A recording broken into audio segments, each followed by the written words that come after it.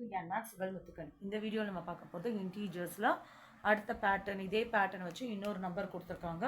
-4 × 4 -16. So அந்த pattern அப்படியே continue பண்ணிட்டு -4 × -3 என்ன ஆன்சர் வந்துச்சுன்னு நம்ம கம்ப்ளீட் பண்ணணும். ஸோ -4 இங்கே 3 டைம்ஸ்னால் அப்போ இங்கேருந்து 1 டைம் சப்ராக்ட் பண்ணுறோம் -4. 2 டைம்ஸ்னால் -3லேருந்து -4 1 டைம் சப்ராக்ட் பண்ணுறோம். ஸோ -12 + 4 -8.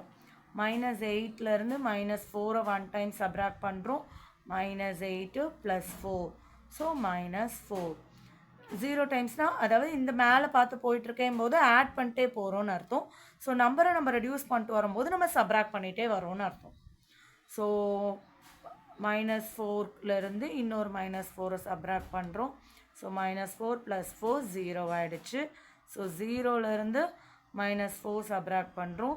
0 + 4 4. 4லேருந்து -4 சப்ராக்ட் பண்ணுறோம். 4 + 4 8. 8லேருந்து -4 சப்ராக்ட் பண்ணுறோம். 8 + 4 12. ஸோ அப்போ 2 நெகட்டிவ் இன்டீஜரை மல்டிபிள் பண்ணால் வர ஆன்சர் வந்து பாசிட்டிவில் இருக்குது.